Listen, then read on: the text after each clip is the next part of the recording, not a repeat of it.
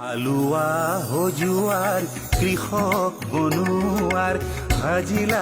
মুক্তিৰ তোৰণ পাহাৰ ভৈয়ামৰ মহাসমন্বয়ৰ তুমি যুগমীয়া কাৰণ সোণৰ সংগীত গাই